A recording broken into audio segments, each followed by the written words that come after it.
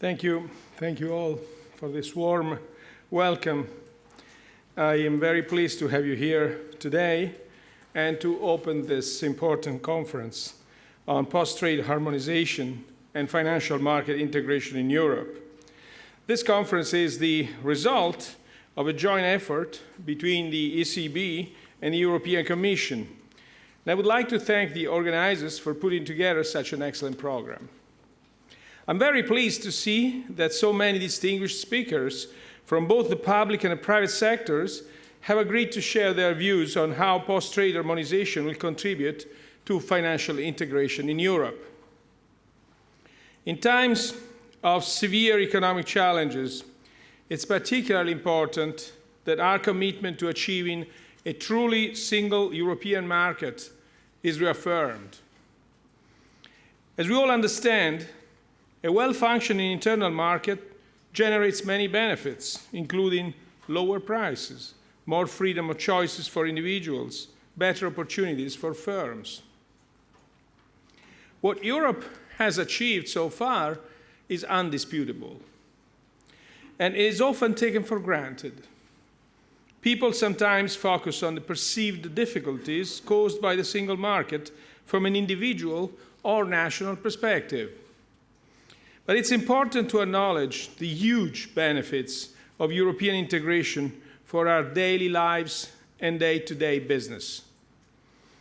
Greater financial integration is a part of building the single market and something that improves the functioning of national financial systems. As you know, there is no better time than now to appreciate the benefits of financial integration. We had it, but then we realized that our foundations proved to be weak. Now we are on the mending on much stronger foundations. Financial integration leads to better risk sharing and diversification. It makes markets deeper and more liquid, and it encourages competition, which in turn reduces the costs of intermediation.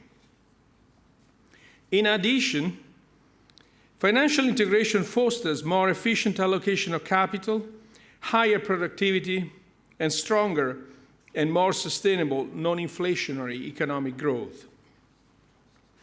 Financial integration is essential to making Europe stronger, to make our monetary policy fully effective in its pursuit of the objective of price stability in compliance with our mandate.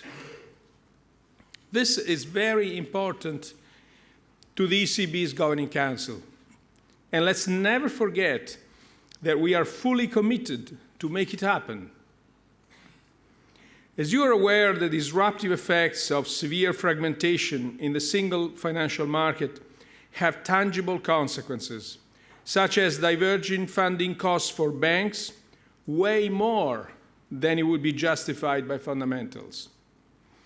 This has resulted in the uneven transmission of our interest rate reductions to firms and households across the euro area. For this reason, the ECB has had to identify the most effective policy tools for repairing these disruptions while remaining within its mandate. Financial integration is clearly in the interests of the market and is strongly supported by the post-trade harmonization initiatives that are taking place within the EU at the legislative, operational, and business levels. These initiatives all aim to remove national barriers and thus reduce the fragmentation of the European post-trade landscape.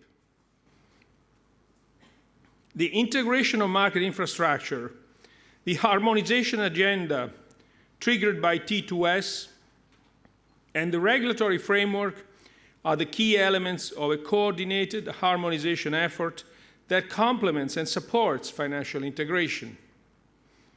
It is through this lens that the topic of today's conference should be analyzed.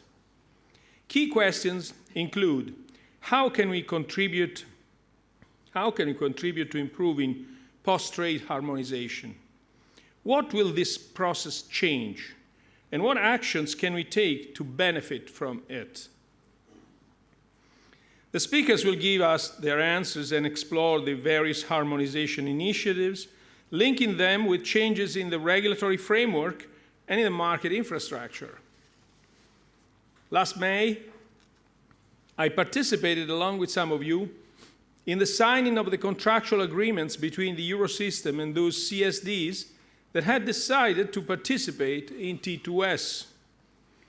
I stressed that the fundamental objective of T2S is to contribute to making Europe a better place to invest. Let me say that this objective is not unique to T2S. It's the objective of all the harmonization efforts that are being undertaken in the post-trade field by all parties. It is definitely a joint effort.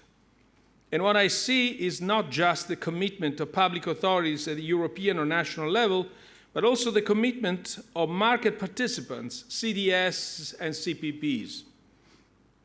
I'm sure that we all share the same goal, namely making Europe stronger and more attractive for both domestic and financing investment and foreign investment, thus stimulating and sustaining growth. Through the coordinated action of so many stakeholders, financial markets will become safer, more transparent, and therefore more efficient and integrated. Dismantling legal and operational barriers, which is the aim of current EU legislative proposals, and new infrastructure such as T2S, will benefit those who adapt their business models to a more competitive landscape. It is important to highlight that the benefits of T2S will be fully achieved if the current harmonization efforts are successfully implemented at the European level and especially at national level. Let me be specific here by giving you a few examples. In terms of infrastructure, T2S is the necessary platform for setting up a single European market for securities services. In terms of benefits for Europe, T2S will make the post-trade environment safer and more efficient. It will reduce the cost of settling securities transactions and bring about significant collateral savings for market participants. These collateral savings are particularly valuable at a time when demand for high-quality collateral continues to increase as a result of both the crisis and new regulatory developments. But reaping the full benefits from the launch of T2S requires that it is complemented by the provisions laid out in the CSD regulation proposed by the Commission. Both initiatives are supported by the harmonization agenda, which has been advanced by the Eurosystem and other European fora. The CSD regulation is critical to post-trade harmonization efforts in Europe. The ECB's Governing Council has stated its strong support for the proposed regulation, which will enhance the legal and operational conditions for cross-border settlement in the EU in general and T2S in particular. In this respect, the ECB has recommended that the proposed regulation and the corresponding implementing acts are adopted prior to the launch of T2S. Work is also in progress at the Eurosystem level to improve the possibilities for the cross-border use of collateral for Eurosystem credit operations, which will increase efficiency. Further benefits are expected from market-led initiatives to enhance the interoperability of tri-party services in Europe. I do not want to preempt the interesting discussions that you will have today. So let me conclude by saying that everyone needs to be involved in this process. Every contribution matters. Every action is relevant. I'm confident that today's conference will further clarify the role that each of us has to play in this important phase of European integration, and I look forward to continuing to work on it all together with you. Thank you very much for your attention. Thank you.